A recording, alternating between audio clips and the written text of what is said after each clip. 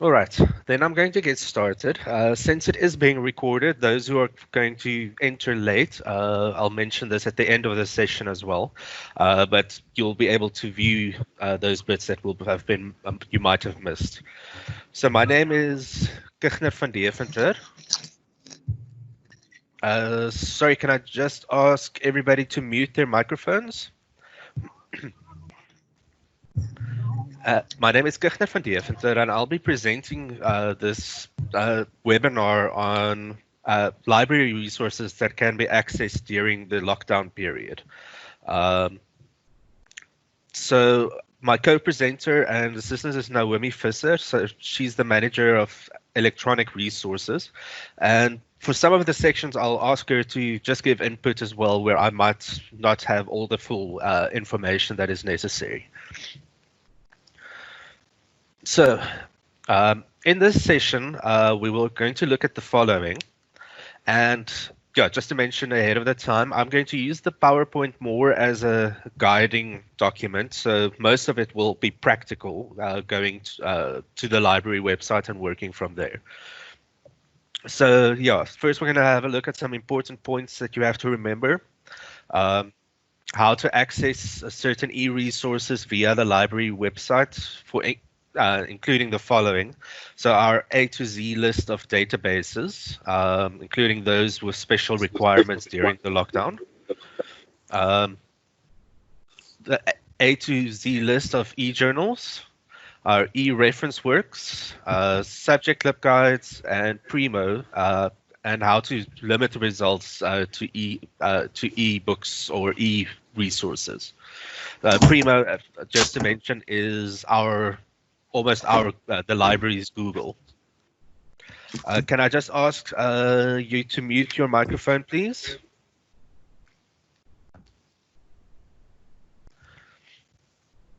Okay, so after that, we'll have a look at some off-campus access via Google Scholar, off-campus electronic access for specific user groups, some other library guides that have been created for this this time that we're in, and then also the situation regarding our print collection during lockdown. All right, so first, yeah, the important points to remember. You can access the library's electronic resources based on your affiliation to Stellenbosch University. So that is, you have to be a student, a full, or a staff member to be able to access the resources. And you must access these resources via the library homepage so that you can be authenticated via the university's single sign-on screen. And then you only have to authenticate yourself once during a browser session. Okay, so the first section we're going to look at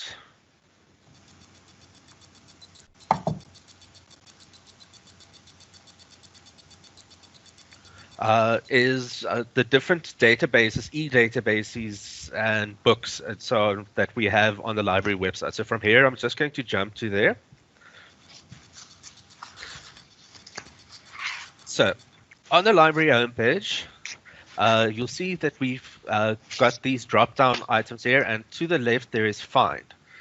So here we've got ebooks, e-databases, e-journals, e-reference works, e-newspapers, e-theses, and all these are electronic resources that can be accessed from your home computer. So let's get started with e-databases. And while that is loading, so let's just go to the next page. Once you do try to access a database, this is what's going to pop up. So the single sign-on that was mentioned earlier.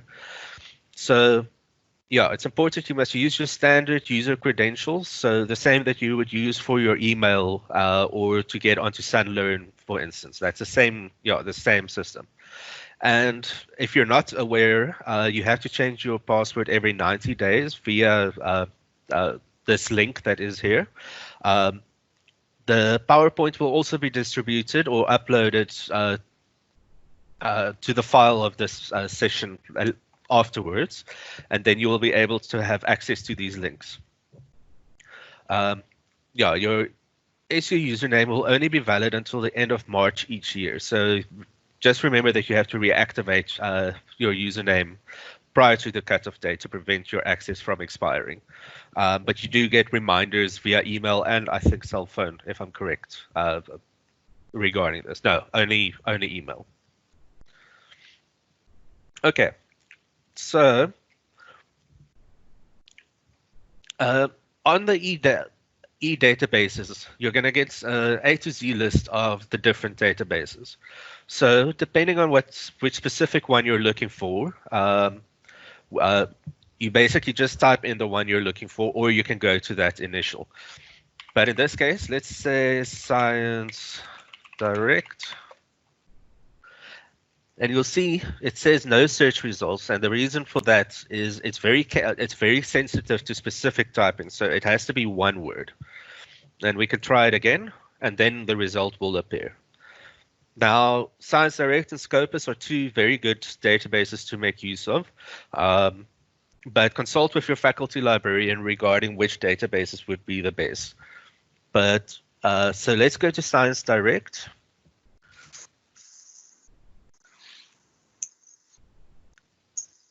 And here you'll see the single sign-on as mentioned. So your username will be yours. If you're a staff member, it will be your initials, or your, and if you're a student, it will be your student number. Okay, so in this case, we'll find articles. So let's say, what shall we do here?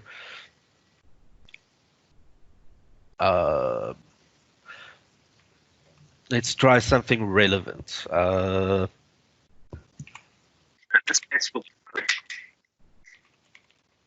Sorry, did somebody try to say something?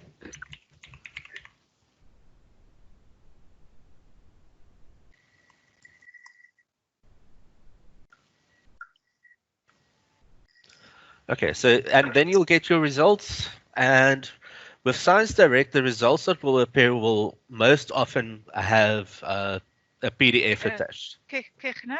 Yes. Could you zoom in a bit, please? Your screen is a bit small.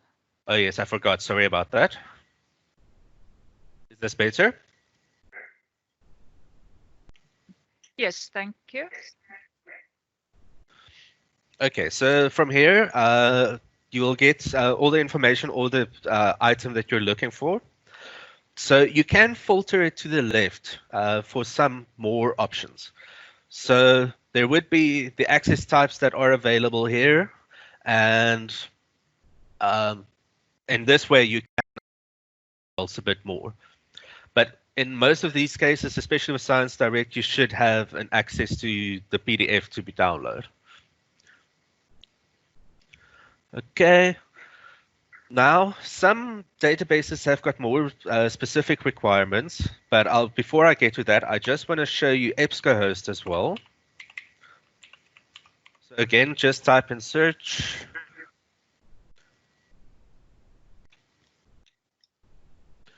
And you just go to Ebscohost research databases.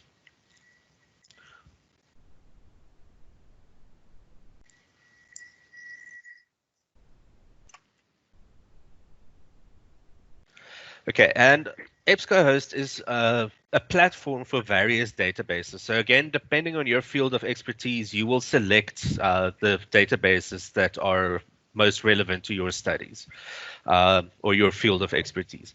So Ebook Collection is a good one, especially for now, so that you can see what ebooks are available. ERIC, for instance, is an educational resource database. So for somebody in the medical sciences, ERIC won't necessarily be relevant, but it all depends, as mentioned, on your field of study, and this can again be just this is something you can confirm with your faculty librarian.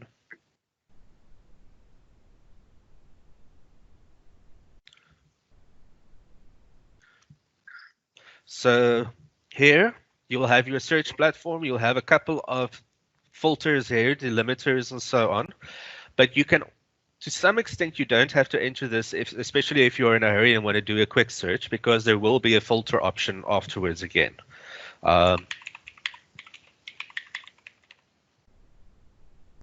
And the nice thing, especially with Ebscohost, is you'll see what happens here. It drops down and gives a couple of various options.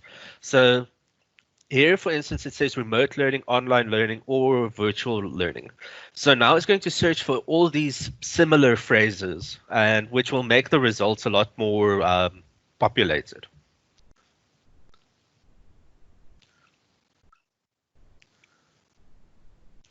And once you get your results, as mentioned, you'll see here you can limit your results. You can limit them to full text, scholarly, peer-reviewed journals.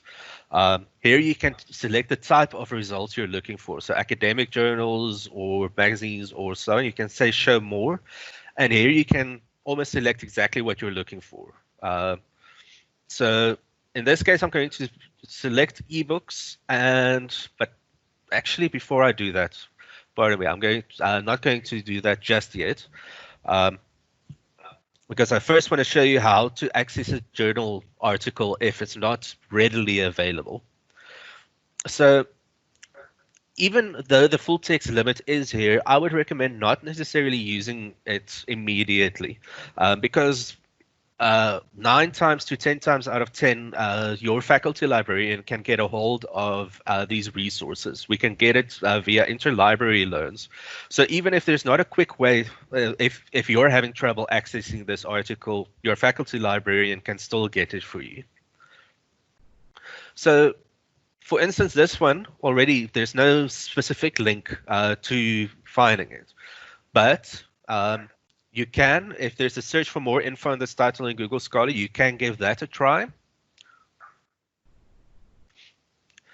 And yeah, it will load in Google Scholar. And what you'll see here to the right, if it's linked to the library website, there will be a PDF, and that should load it. Yeah, and that is one of the reasons I don't necessarily recommend limiting it to the full text option in this case, because with Ebscohost, you can almost always find the article still. Okay, so let's see, in this case, full text from Eric. So you'll click on that one and it will load it for you. And there will be the link to download it. Let's just zoom in again. And here's all the information you would need.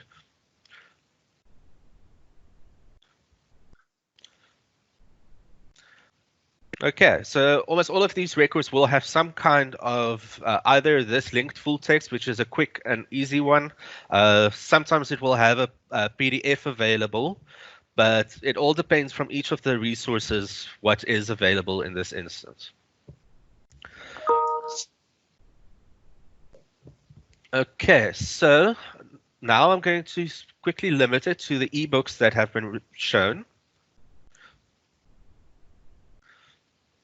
And you can update.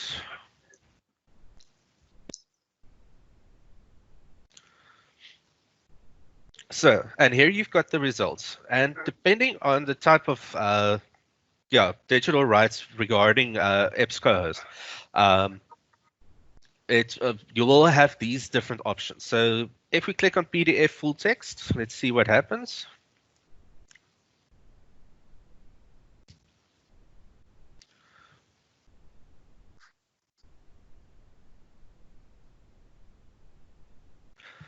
Okay, so I'm going to zoom out just a little bit to make this a bit more viewable. Okay, so you're going to have your cover page. You're going to have all the information here. And the whole book can be read online. But unfortunately, if you want to download the book, you'll either have to check it out. And to do that, you're going to have to create an account. And with our ebooks, some of the databases, you can technically download it directly, but it's not permitted within copyright law. It's actually not legal. And in other cases, you'll have to follow the steps here. So you can sign in. I think in this case, I have to sign in with my initial username, and then I think this is my password.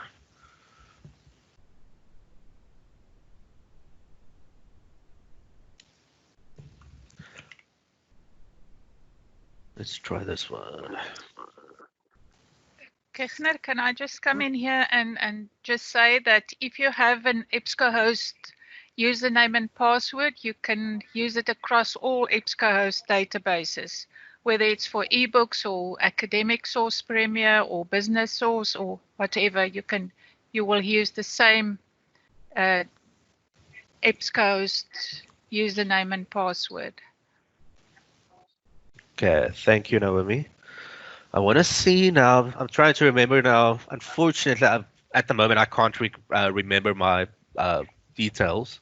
Um, but essentially, what's going to happen is, yeah, you'll create your Ebscohost account, and remember to use your university email. Don't use your personal email. And yeah, you'll get a password, and this password is not a password like the others that need to be changed every 90 days. This one, and that's why I'm struggling now. I think let's see if this is going to work.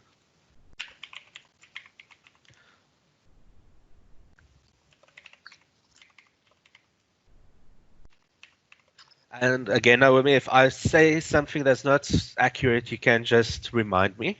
No. Okay, so let's give up on this one. Yes? No, I was just thinking if I could put in my username and password, but maybe we can leave that till you get to the ebooks at a later stage, if you are still going to do that. Okay. Yeah, let me do the forgot password thing in the background. Okay. But yeah, that's the basics. So I'm going to go into more detail with the ebooks later on anyway. So back to the PowerPoint. So, Kechner, sorry, can I just interrupt again? Yes. And just ask anyone, if you have any questions, you are welcome to type them in the chat box, and I will keep a look on your questions and ask them there. So you're welcome. And if it's something that I think we should share with the whole group, I will interrupt Kechner and do so. But yes, please type your questions in that box. Yes, great. Thanks, Naomi. Okay, so with the electronic databases, we had a look at Science Direct and Ebscohost now, and they're two of the easier databases to navigate. Some of the databases will have additional requirements, and these requirements will appear in the instructions in the middle column. So as you can see here in this cutout, let's see, I'm going to zoom in a bit. So this is a screenshot from the A to Z databases that we looked at now. We were at the Ebscohost research databases, and you'll see there's no instructions, but for instance, this easy data from Quantec requires these steps to be taken. So yeah, in these you can, and if they aren't clear or if you're uncertain how to follow these steps, again, you can just consult with your faculty librarian to assist you in that regard. But you'll see there's some icons to the right that will also provide access to training guides where they are available. So just to show this in practice, let's look for that easy data. Here you'll have the instructions, and here to the right will be the guide with some steps and information about the database.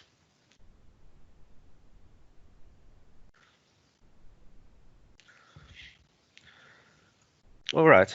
Some databases require additional or different requirements during the lockdown. So again, have a look at the middle column for the information. But LexisNexis, for instance, requires log-on codes. And these you can only get by emailing the following email address. And that you will, if you do it within working hours, you should get a reply on the same day. And then others require you to contact the publisher directly to request registration. So, for instance, 8020 or SciFinder. And then some databases, such as the Science Direct that we looked at, Scopus, Novell, allow you to activate remote access via your own personal profile within in the database. But again, when you register, use your university email. So e-journals, if you're looking for a specific journal, um, and not necessarily just general results or keyword-based results, um, you will go back to the library's homepage.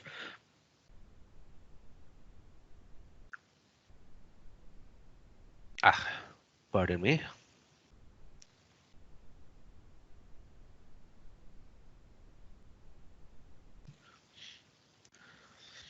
And under Find, you'll go to e-journals. And while that's happening,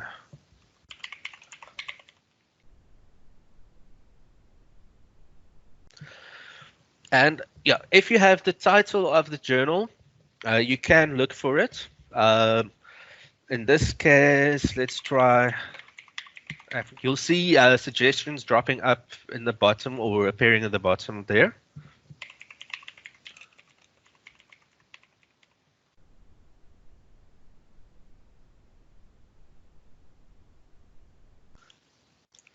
And with the results, you're going to see a couple of options here below it that falls under full text access. Now, all of these you'll see are available from certain time periods. So the directory of open access journals is only available from 2007 to the present day. Sabinet African journals from 2001 and Cielo from 2008. So depending on if you're looking for a 2002 article, you'll have to go to the Sabinet database. But there are certain instances, for instance here, some other databases or journals like Development South Africa, where they might be available up to a certain point, but they're not present, or from a certain point, but not available up to the present day. So here you're going to see the examples. So you've got the Academic Search Premier that's available from 1998 to present, but there's a full text delay of 18 months. So anything published today will only be available in 18 months' time via Academic Search Premier. But the Taylor and Francis Core Custom Collection is available from 1997 to the present day. So on these instructions, select the platform that covers the year you need. And then, just note that some platforms might have an embargo on the most recent publications. Yeah, excuse me. Okay, so how it looks if you enter a database. So let's use the Sabinet's African journals.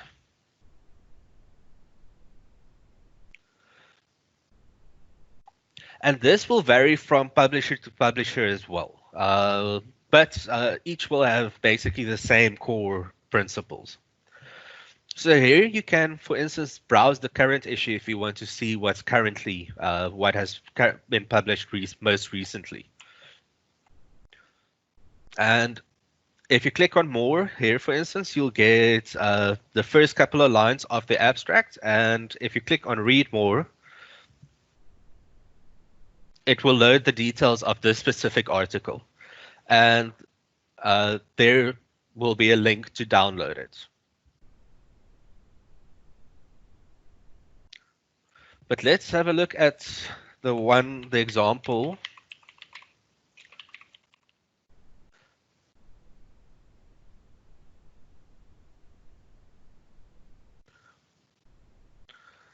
And here again, you can, for instance, if you use Academic Search Premier and Taylor and Francis, depending, they will look different every time.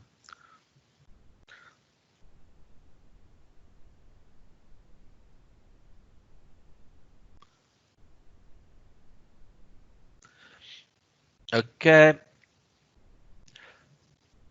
So in this case, you will click on the volume and you'll click on the issue. So this is also a lot of the times, sometimes you'll find an article that you can't download directly for whatever reason, and sometimes you have to go through via the journal database. And this is a quick another way or a roundabout way of finding the article and to check whether you can't maybe get the PDF on this side.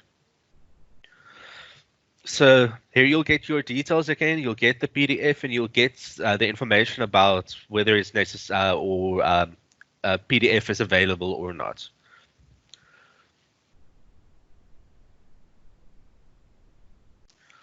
Okay, so going back, let's see what the next section. Okay, so another important aspect, and this is something you should remind yours to the lecturers in the session. Please remind your students about our e-reference works, such as our dictionaries and encyclopedias. A lot of them don't necessarily have dictionaries at home and made use of the library's physical dictionaries. But via our electronic reference works, we've got dictionaries, encyclopedias, and so on available. So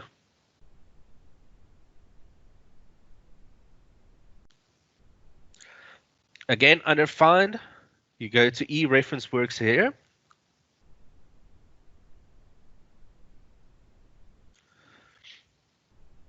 And here you're going to get the list of the different types of reference works that are available. So we'll have general encyclopedias. So Encyclopedia Britannica, which is a great resource, especially I would say for first years to look at for quick reference and information. And it's basically a legitimate Wikipedia, if you could put it like that. There are certain reference techniques related to how to cite encyclopedia, but they can consult with their faculty librarian on how to do that as well. And language dictionaries.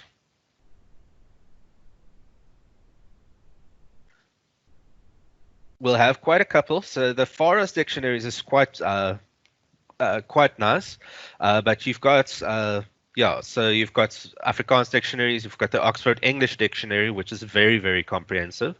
But with Forest and these, you will also get a translating dictionary from various languages.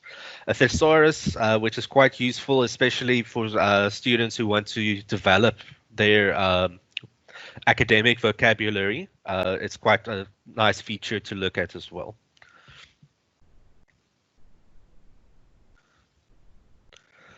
Okay, so the next one to go to is we're going to do a search via the library's Primo. So let's go home there. Do this every time now, sorry.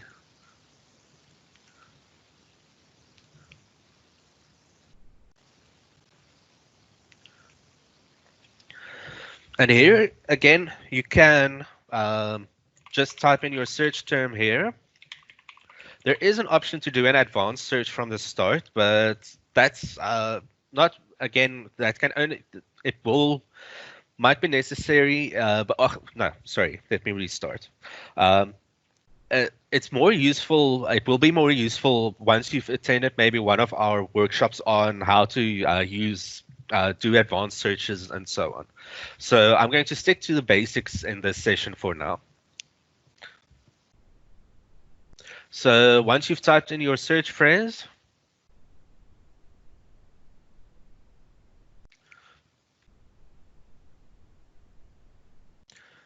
you're going to get your results. And here you can limit it. The first one that's important, especially for now, is those results that are available full text online. So you can select it there, but you can limit it in other ways as well. I mean, you want recent resources. So you can apply it like that. You can select your databases, authors, journal title, some subjects matter, and so on as well. And then you can apply a filter.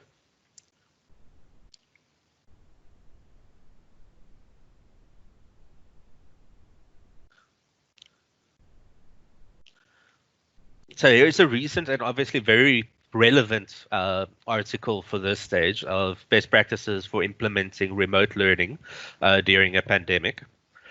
But this will be an article. You'll see the type of source uh, uh, will be available up here.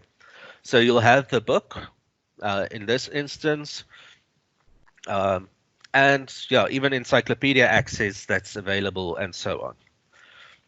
So for an article, if you click on it, you can either click on the title if you want some more information, or you can click directly on the full text available.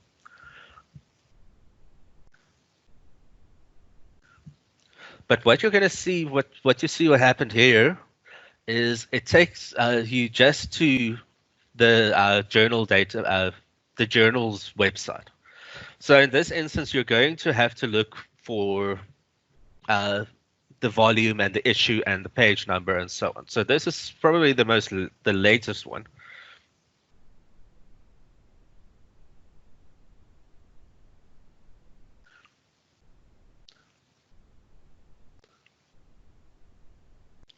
And here you'll get the article if you just browse down, either by searching for the title or going according to the page numbers.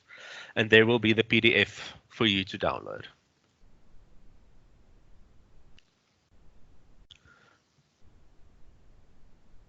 But it is downloading, but it's taking a bit long. So well, here it is. And here you have it.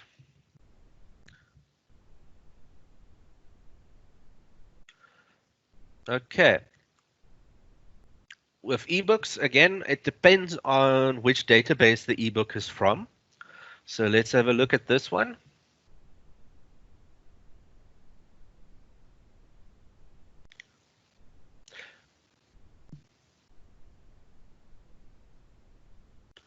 Sometimes this one is this. I've noticed it since yesterday. That if you click there, it doesn't immediately pop up. Sometimes you have to click more than once. It will be something that we'll have to look at. And then in this case, to see what kind of rights you have to download or to view this book. And I see here it says it's a link to the internet and only one user at a time can use this specific ebook. So let's say view full text. And now I just quickly want to check my junk email. No, also not. Okay.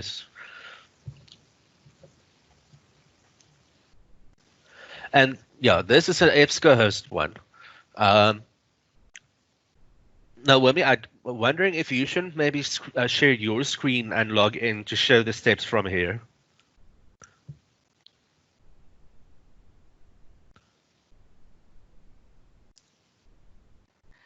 Catherine, will it help if I request control of your screen and just type in my username and password, because I'm not following on my computer. Okay. Well, let's try that. Okay, so let's see if I allow. Okay, I just allowed. Okay, let's see if it's going to work.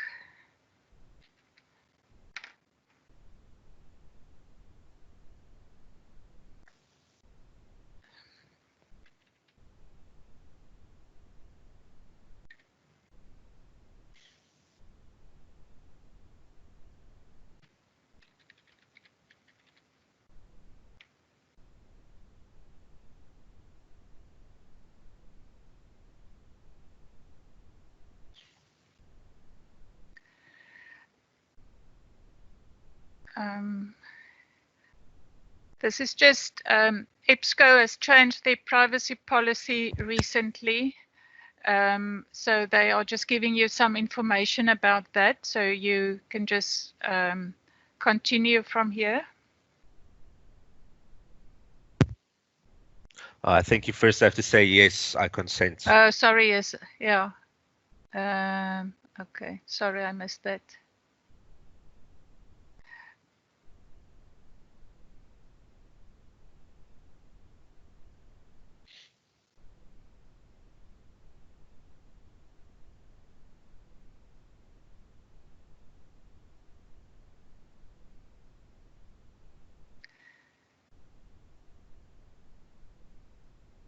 Okay.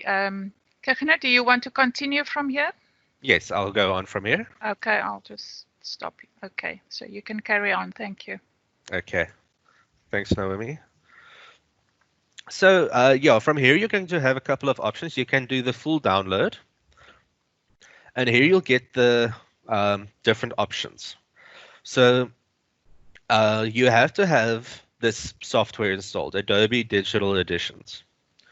And there's no option here. Some of the ebooks allow you to select the number of days that you're going to download it for. But bear in mind that as long this is the same as a physical book in the library, that if you check it out to you, it means other people won't be able to use it.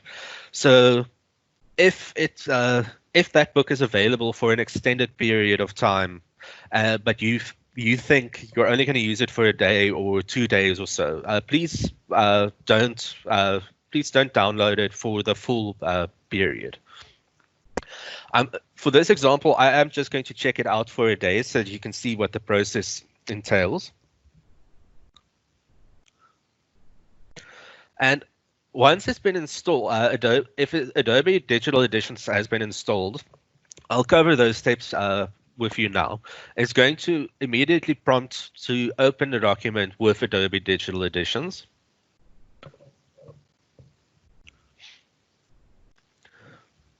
And here you're going to have to log in. Now, again, in this case, Naomi, maybe you can take control again and just log in, because I think you'll have to log in. I'm afraid I can't help you there. Oh, is it? Yes. Yes, you need a Adobe Digital account to do that. Okay. Okay, so in this case, let's see if I can. I'm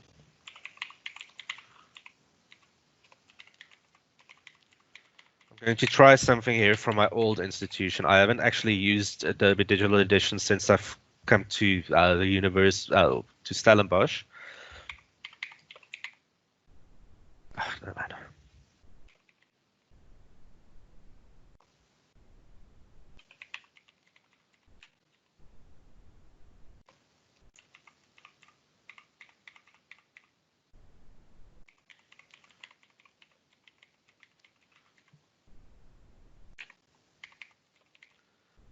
Let's just try.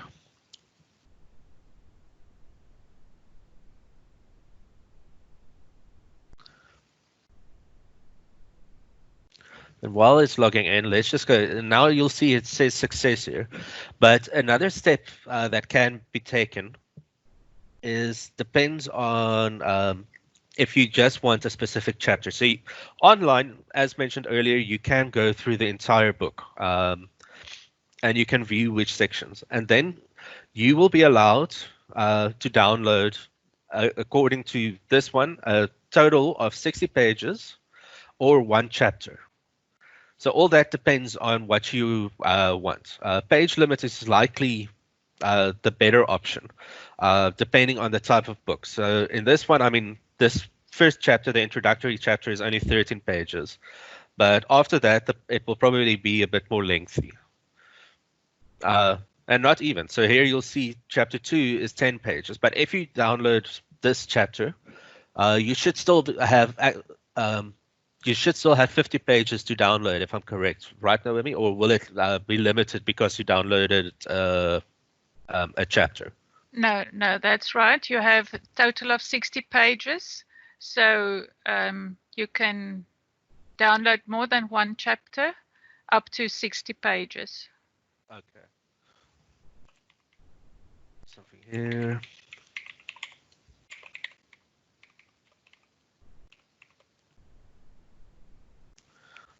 Well, that's okay. Yeah, and so that's the steps that will be taken. You'll just select that chapter, download PDF, and it will download it as a PDF.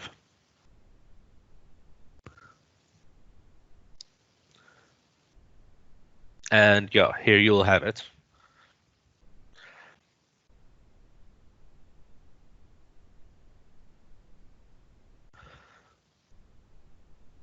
Okay, so yeah, as we've already done some of these steps, so I'm not going to go into too much detail here.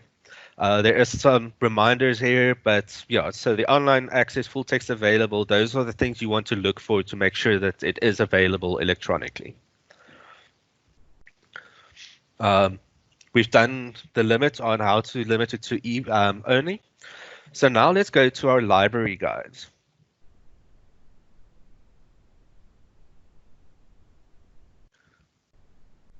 So let's go back to the library's homepage.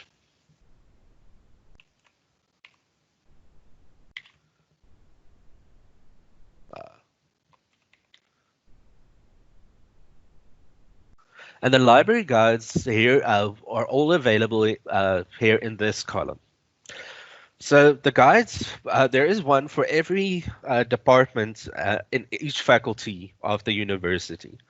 And these are great resources for undergraduate, postgraduate, and staff even. Um, so in this case, let's go and have a look at let's have a look at English.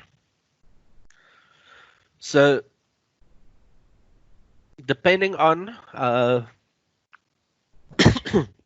excuse me, um, yeah, so here you're going to have the information on who your faculty librarian is, how to book an appointment, some other resources, um, additional tips on books, finding articles, e-theses, and then Sun Scholar, how to use these databases, um, journals, referencing, and even COVID-19 resources that we have. So, but I'll get to this one in a bit. So, going back to the library guides, we've got a couple others as well. Let's see. Yeah. Off campus.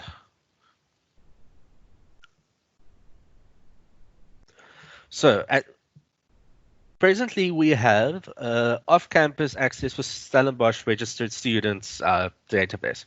So a lot of what I've covered here is presented here in some more specific detail. So here's so password problems. If you've got password problems, there's some assistance and guidance on what to do. Google Scholar, which I'll go back to Google Scholar just now. But some information on how to link your Google Scholar account, your web browser preferences, some aspects for depending on which one you're using, Google Chrome or Mozilla or Safari or Edge or whichever one you're using. There's some guidelines on how to use them. Sometimes you might have problems loading a database or for whatever reason, and cookies or cache might be the reason, and how to clear them. You'd need some guidelines here as well. And then some common database problems that exist. So in this case, LexisNexis does require, as mentioned previously, a specific username and password. And this you can only get by emailing JSG serials at sun.ac.za. Okay, so yeah, each library guide provides access to subject and information resources as mentioned.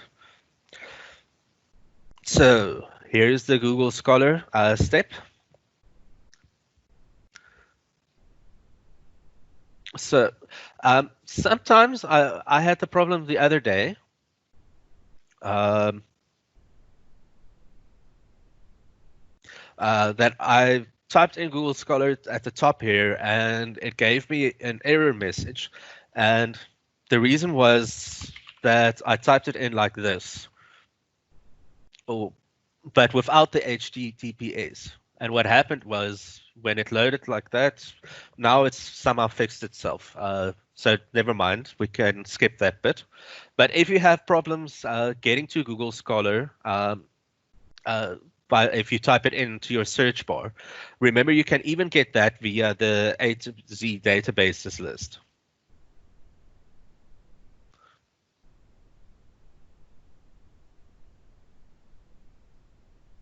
And you can just type in Google here and it will appear there.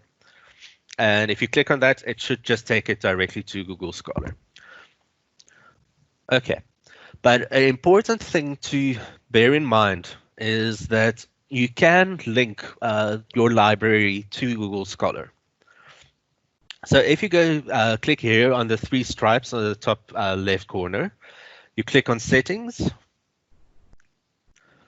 and you click on Library Links.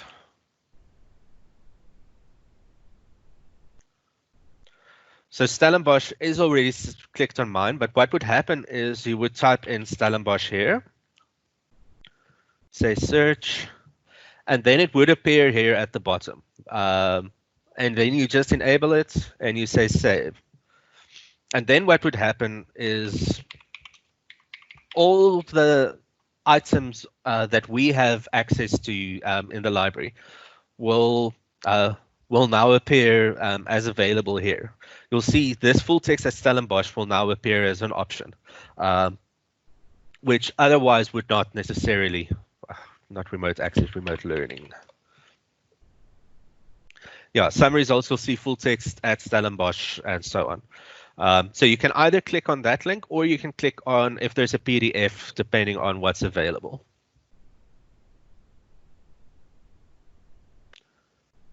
And from here, it will take you to the Primo record. And here you can just click on full text available and it will say Elsevier Science Direct. And here you'll get your record. And while I'm thinking about it, this to the left is called Copernio. Now, this is a quick access way to access your PDFs. If you don't want to go through all the steps of clicking on download PDF or so. So for instance, if I click on view PDF here, it's just going to load it here. You'll get the details. You'll even get the summary to the left and options to export the reference, and all kinds of other things as well.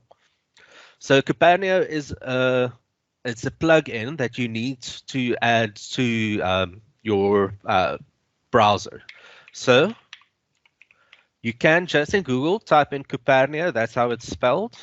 Which is, let me load it like this. And from here, you'll just go to this website. And yeah, it's free to use, there's no cost, and it really is quite a fantastic application. This is something I cover in the useful tools for research workshop that will be presented later on again. Okay. So that covers Google. We also have what we call our Wise Oak tutorial videos. And some of what is covered in this session, but also some other aspects are covered in more detail on these videos. And to get to them,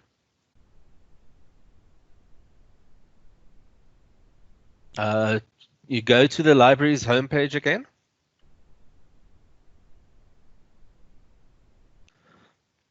And under help, you click on training tutorials and videos.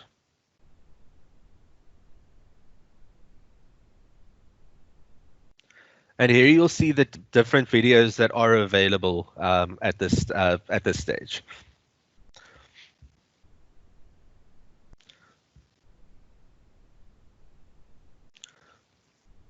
Okay, so here are the steps on Google Scholar in the PowerPoint presentation. So you can just go back to that if you want to double check.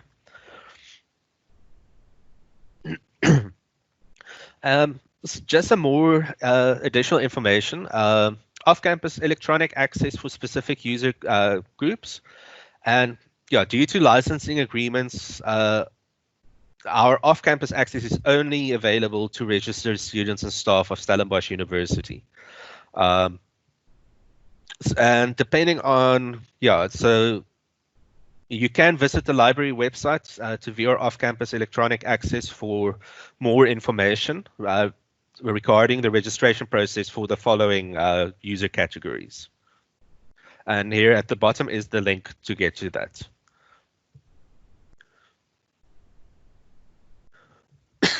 Here is the library guide that I mentioned earlier, but we have some other library guides available as well. So let's go, while there's still some time left, let's go to that.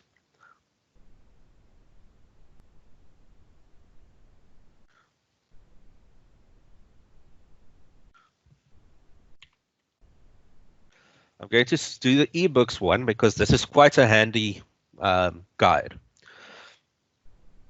So all the different ebook databases that we have, the instructions on how to access them, the different requirements and everything is covered in this library guide.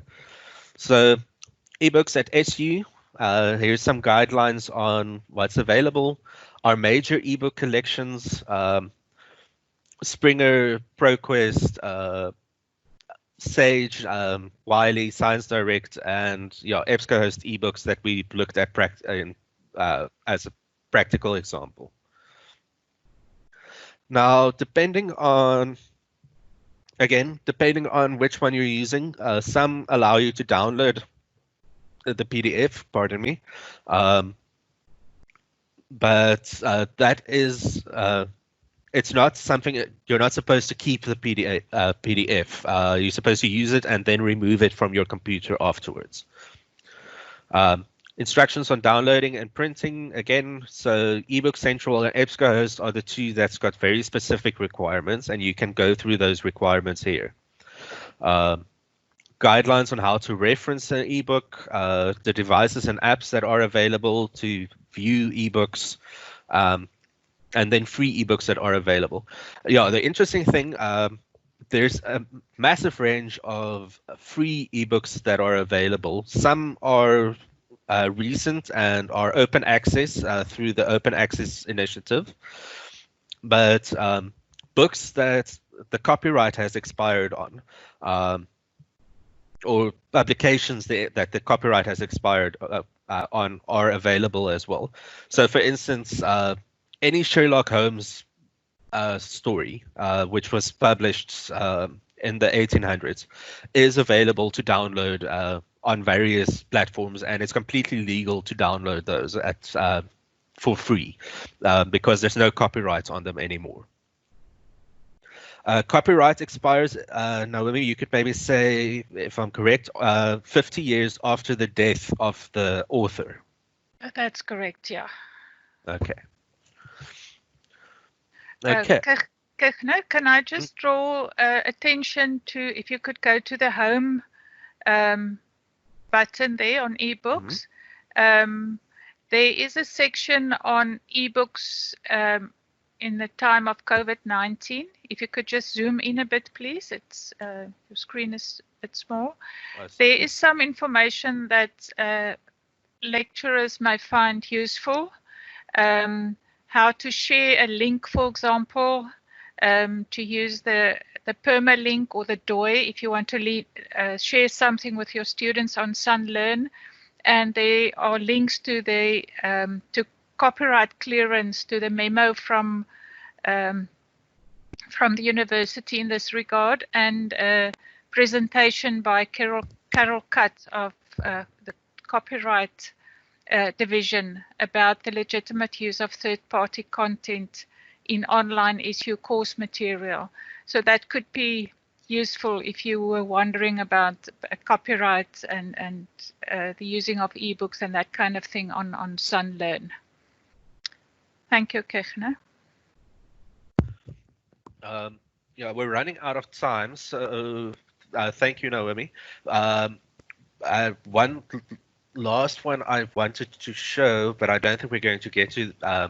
I can show it in detail. Is our COVID-19 resource as well.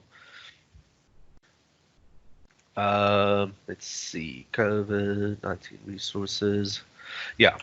So I'm not going to cover this, just so that you know that it is available. You can come here and see what is available on the topic, journals, articles, and so on that are have been made available at this stage. Okay, so yeah, I think that covers that section. Yeah, here's the one. Pay special attention to the section on downloading and printing SU ebooks that Naomi just gave us. Um, and then, yeah, lastly, our print collection. Uh, all the buildings are still closed, but now with lockdown, well, with that we're entering level 3, we're going to see how some of our staff are going to be returning to the library. Um, if I'm correct, it might still be closed to the public. This information will still be relayed once we have complete clarity on that. Uh, but for now, books are still not available, physical books. Interlibrary loans are available, but only for articles and electronically available resources. So, for instance, even a chapter in a book, no, yeah, no, let's say chapter in a book would also not be available because that depends on whether we can get it from a library that is open. But yeah, short loans are not available. Off-campus document delivery is unfortunately not available, and books don't have to be returned during the lockdown period. There are no, so all the due dates are being automatically extended by our IT department. So you don't have to worry about books that are currently checked out to you until you get notified that they can be returned. All right. I think we might go a little over time, but if there are any questions, you're welcome to ask them now. You can enable your microphone, or you can ask a question, a typed question, and we'll answer it.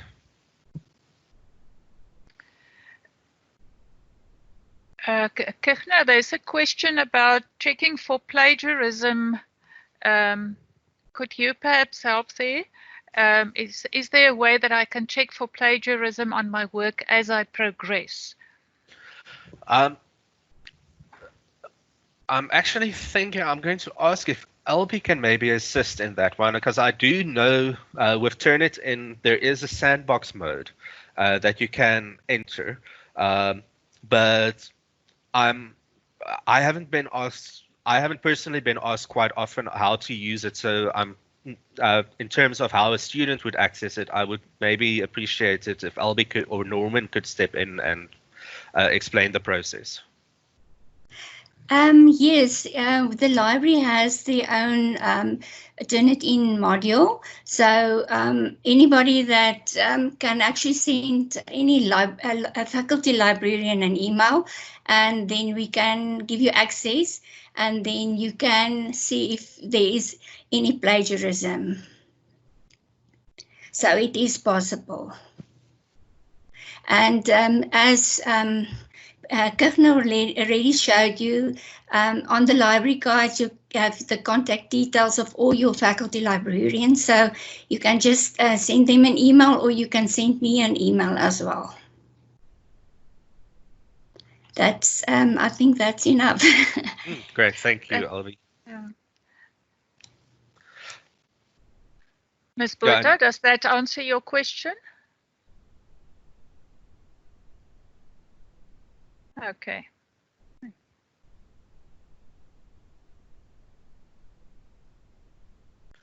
All right, any other questions?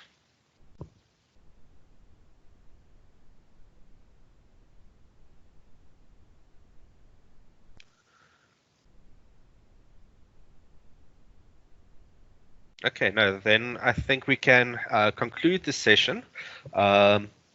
As mentioned, the recording will become available afterwards.